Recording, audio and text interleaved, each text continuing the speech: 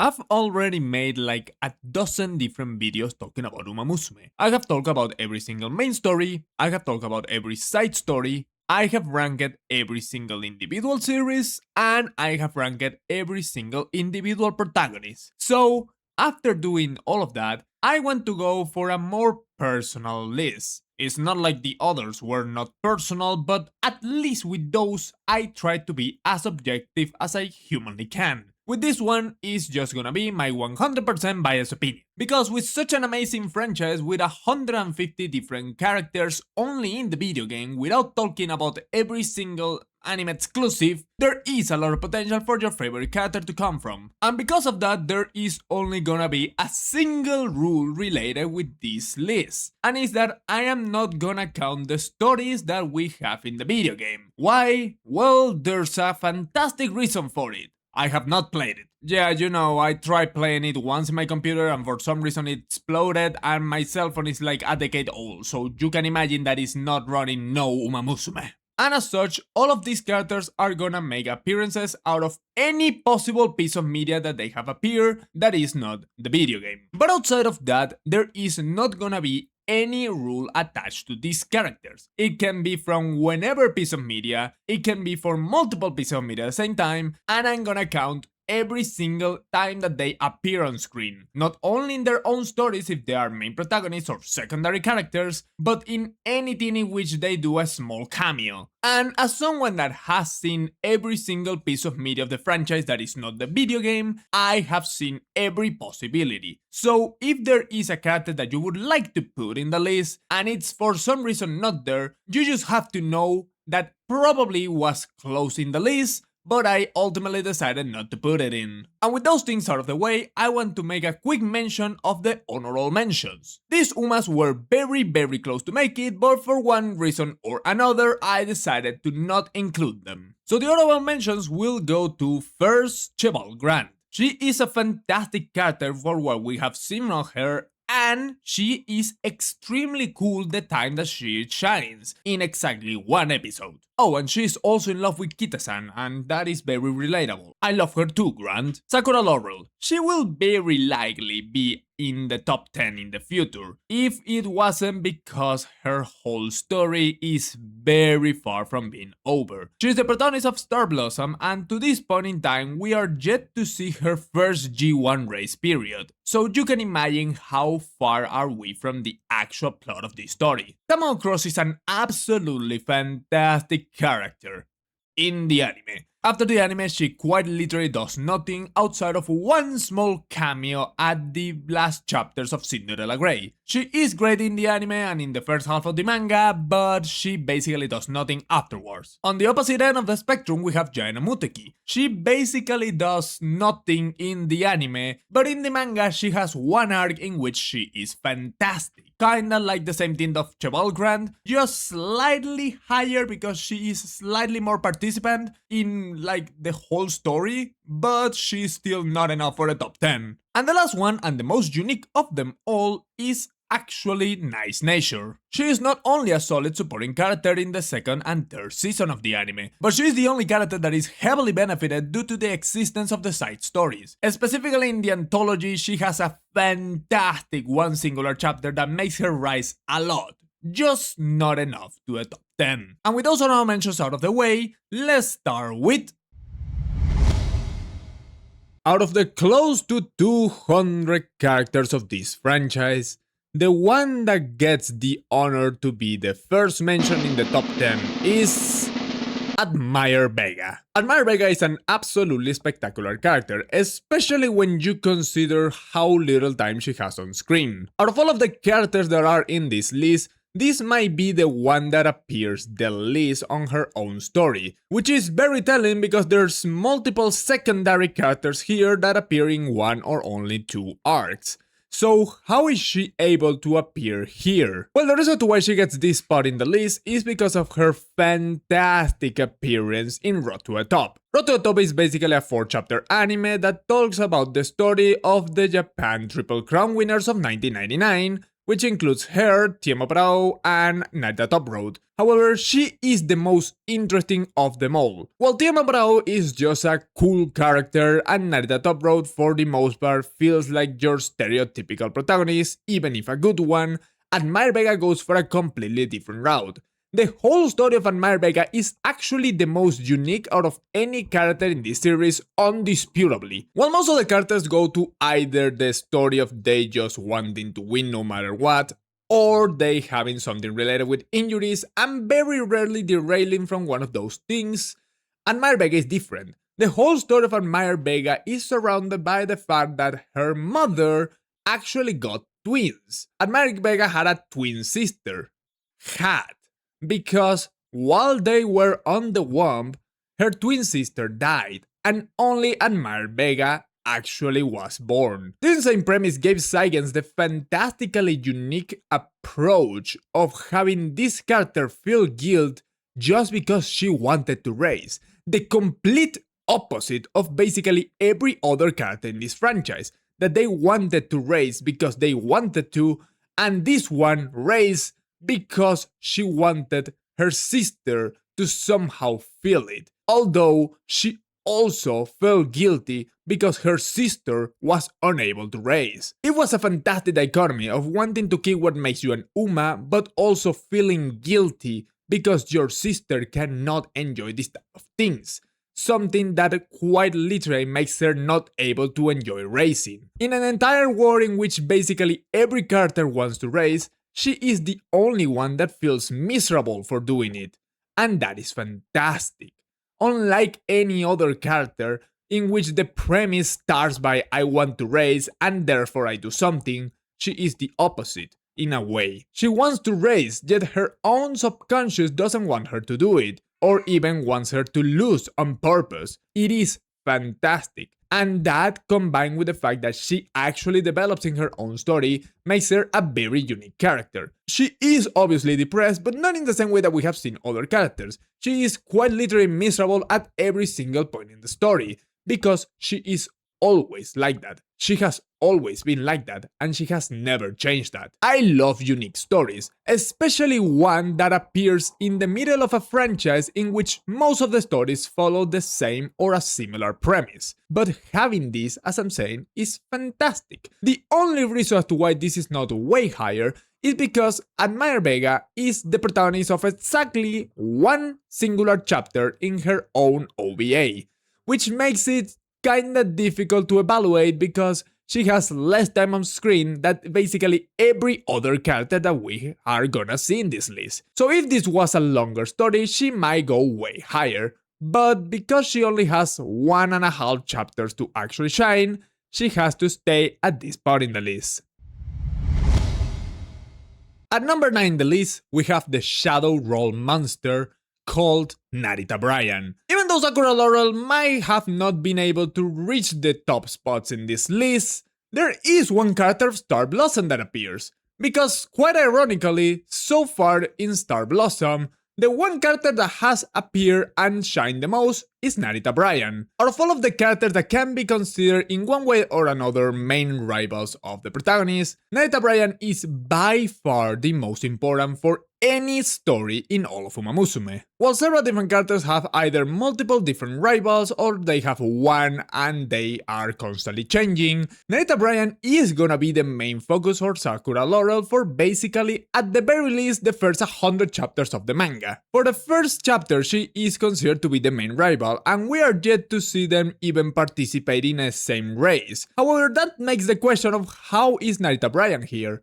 Well, that is because of her fantastic story of what we have seen without Sakura Laurel. Narita Bryan is an absolute monster, not only using the funny nickname, she is actually indeed a legend, quite literally. Look at her, she's in the Hall of Fame, how good you are, oh my god. We see her race multiple times, we see how good she can be, we have seen multiple things, but the main thing is her relation with her sister, Biwa Hayahide. We see a cool story of two sisters being both extremely strong and they wanted to compete with each other, and Narita Bryan, even though she doesn't say it, seeing Biwa Hayahide as her role model. And what happened with Biwa? Why is she not racing? Oh my god, she retired. Now the whole story Star Plus is gonna be surrounded by a lot of injuries, and Sakura Laura is the best example because she has been injured like already 4 times in the manga. 4 in 60 chapters. That is like triple the ratio of Tokaiteyo. And even though Narita Bryan is not the one that suffers the injury, it affects her drastically. This whole kinda stoic role that she has so far completely breaks, and she starts being extremely altered. She is very erratic, she starts crying. She actually in the following races starts being way different. We see a logical change in her whole character. We see the character that was supposed to be the monster that never bats an eye in anyone and anything, and all of a sudden she is constantly feeling bad in the middle of races that she wins comfortably. And it's because she kind of feels miserable. Not because she's winning, but because she's not gonna be able to ever face her sister again. One sister that is very close to her, as we have seen in her backstory. It is a very cute way to portray this whole relation, and in a character that is also extremely imposing and very unique in the terms of how threatening it looks, might genuinely be the most threatening looking character so far in this franchise, even more than some of the others that we have seen or are we gonna see later in this list.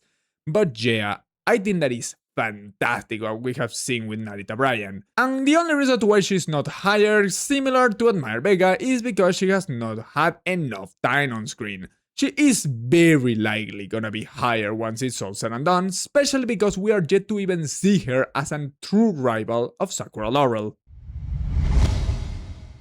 For the number 8 spot on the list, we are gonna get Obey Your Master. Oh my god, how cool can you be as a character? Obey Your Master is one of 3 different characters that are gonna appear from Cinderella Grey. If you haven't noticed, Cinderella Grey is really good. Regardless, what she's able to do in the short span that she has on screen is absolutely amazing. In the first season of the anime, in the second batch, we see a lot of her. She is actually the main villain of the Japan Cup of 1988. And I think that she does a fantastic role there, trying to portray something very unique, which is a character actually lying and doing something that no one else has ever done, which is being almost a psychopath trying to make your own strategy as flawless as possible. Something that is never seen in basically any other piece of media of the franchise, at least so far. We see how important it is sometimes the strategy,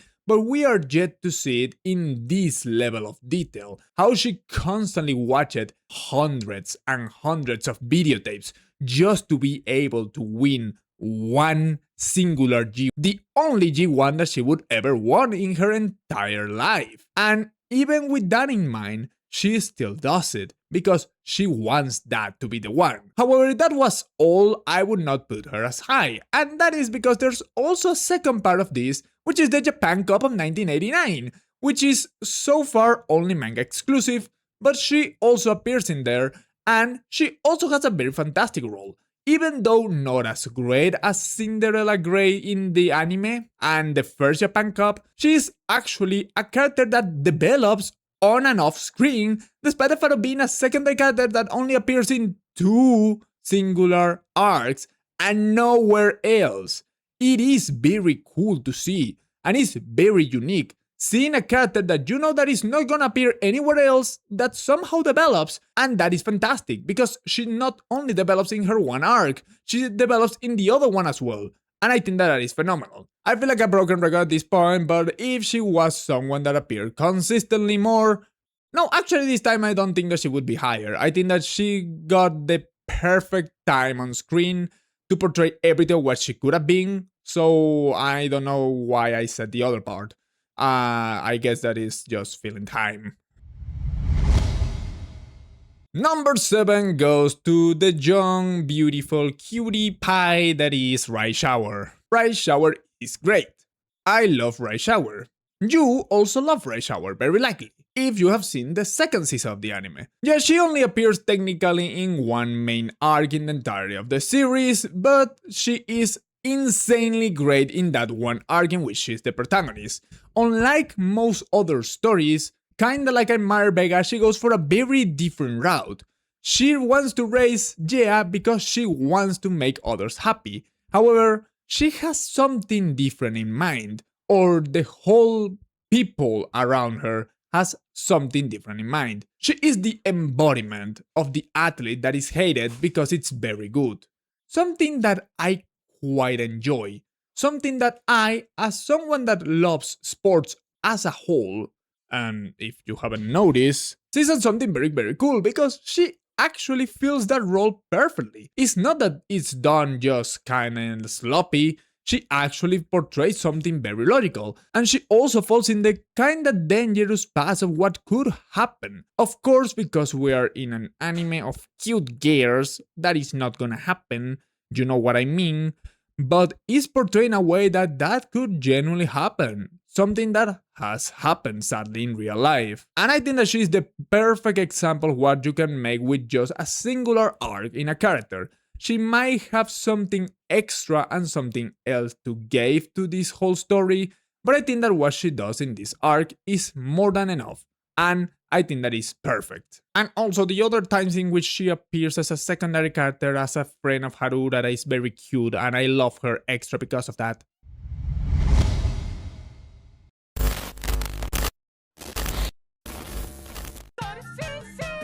For the number 6 spot in this list, you already heard her. I have made that joke like 7 different times in every single video that she appears, but it's Golshi. What can I say about Golshi? She is funny. That's about it. I know that you might be thinking, wait, how have we been talking about so many fantastic characters and now he just said that she's funny? Well, that is because actually Golshi might be my second favorite character ever in terms of how funny she is. Of course, I'm not just talking about the anime. In the anime, she is indeed funny, but is not funnier than several other dozens, if not hundreds of characters that I have seen in other pieces of media. No, the reason why I'm talking specifically about how funny she is because of the manga Pisu Pisu Supi Supi Golshi-chan. She is absolutely hilarious. The main protagonist of her own story that doesn't have anything of story in it. She is just making jokes, and it's one of the funniest experiences that I have ever had. This is closer to being a spot to the Golshi-chan manga that I have already overrated a lot because I love comedy that much, but you know, it's my list. Deal with it. Now for a number 5 spot in this list, we have to go for the main protagonist of the piece of media that made this franchise popular internationally, Jungle Pocket. Spoiler alert, we have like 6 main protagonists in this whole list, I wonder why. Regardless, Jungle Pocket is a fantastic character that does everything right on her time on screen. Unlike most of the other characters, she is kinda cocky, something that is very cool and a nice switch to the average main protagonist of this franchise. While all of the others are very humble or they are just kinda obtuse. Yeah, I'm talking about you, Oguri. Jungle Pocket actually falls into more of the extreme confidence type of character. Not to the same level as someone like, but she is very confident herself. But that confidence is quickly crushed when she has to face the actual monster of her own generation, Agnes Tachyon. The character of Tachyon is absolutely fantastic as well, and I probably should have put her in the honorable mentions, but I forgot about her. I still gonna put something funny about her right now. But once Jungle Pocket loses against her, and then she retires, is when we actually see this whole character shine. We see how a character that was supposed to be the main protagonist is completely broken because of the main villain retiring. And we have to see this whole arc within this movie of she trying to regain her confidence, trying to regain what made her love racing. Not because she is no longer able to defeat one rival, she is not gonna be great. She can be as great as she wants, as long as she trusts herself. And I think that that is fantastic and a phenomenal message for this specific movie and this specific character. Now, with the exception of 2 other characters in this list, I think that she is the one that uses her time of screen the best. She would probably be top 3 if this was related to her time on screen, maybe even 2. But because that's not how it works, I would put her only in the top 5 of a franchise that has some of the greatest characters I have ever seen.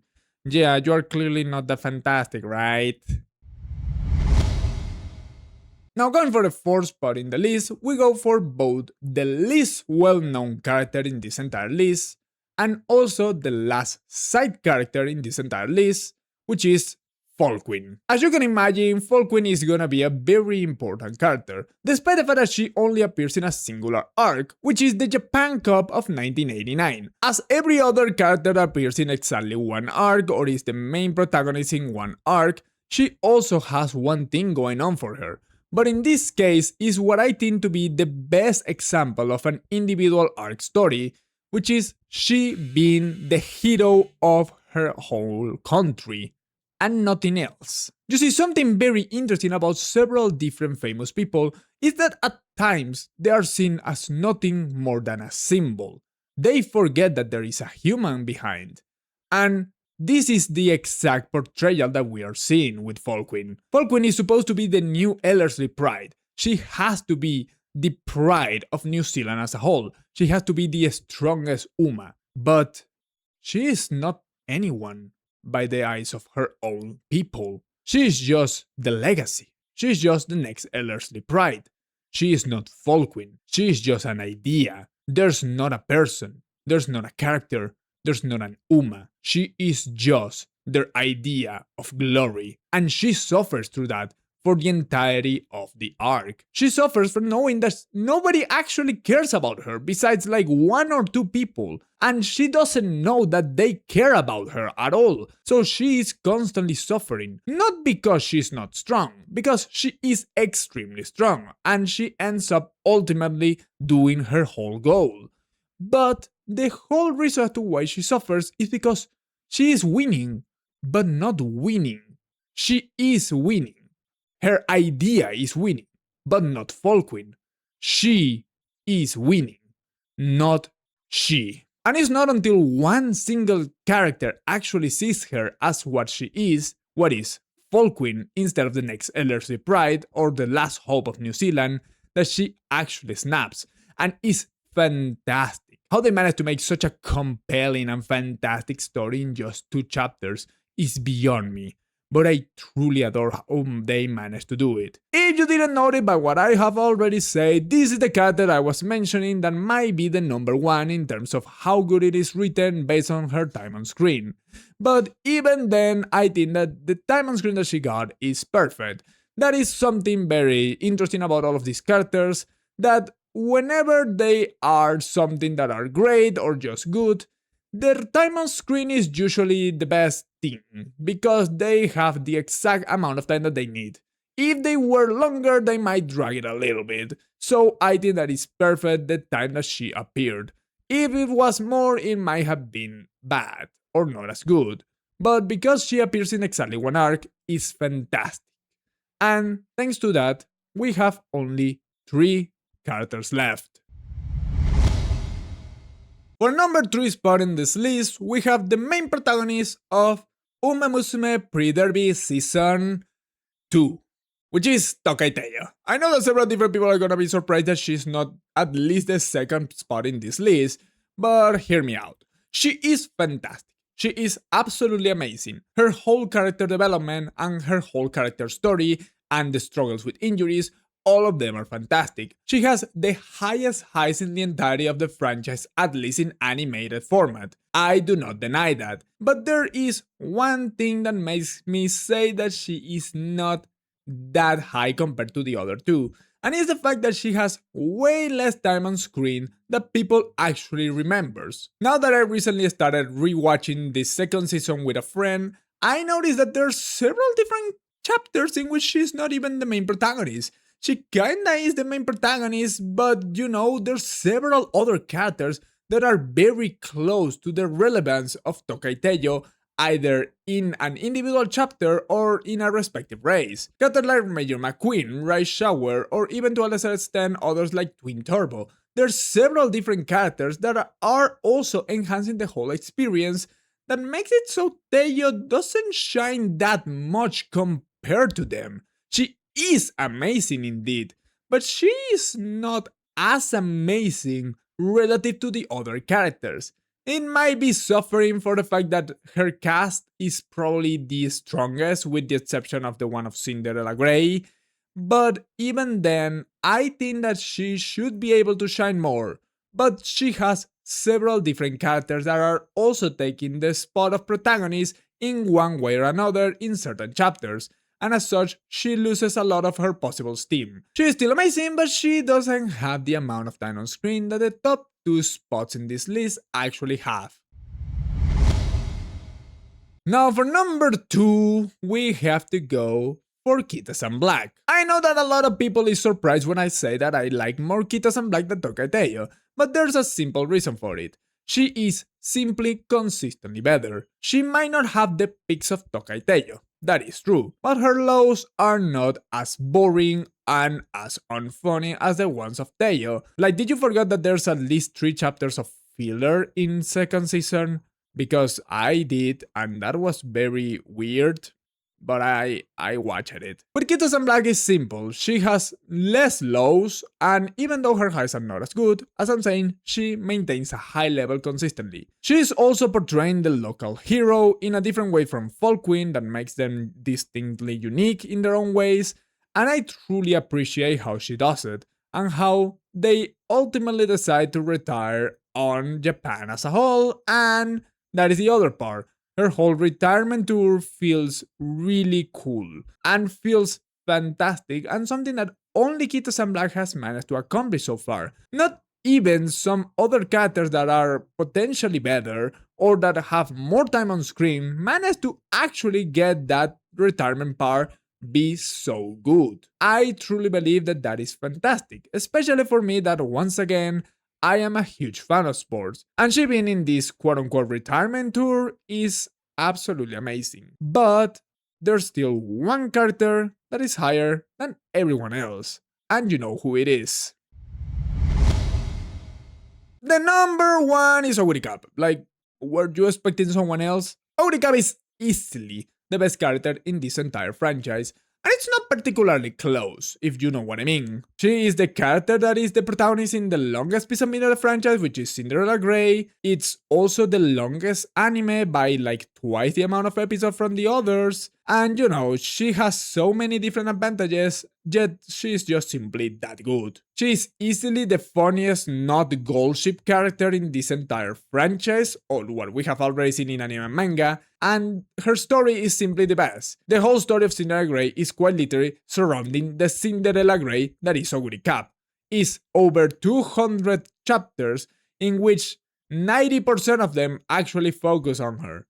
She is amazing, she is insane in basically every arc, either developing in a way or helping others to develop, and she has easily the best moments for me in this entire franchise, even better than the moments of Tokai Teiyo, while also having a higher consistency in terms of how good she is in her highs and regulars and lows than Kita-san Black itself. She is just the best thing in both worlds. She is the funniest, yet also one that has the best stories. And that's why she has turned to me one of my favorite protagonists in any spoken period, one of my favorite characters in any spoken period, and one of my favorite characters in all of anime. Thank you guys so much for watching. I hope that you enjoyed it. If you want more content like this talking about umas, please leave a like, comment, and subscribe. It will help the channel to grow and it will make me realize that you actually love umas. So, without anything else to explain, once again, I hope that you enjoyed it and see you next time. Bye.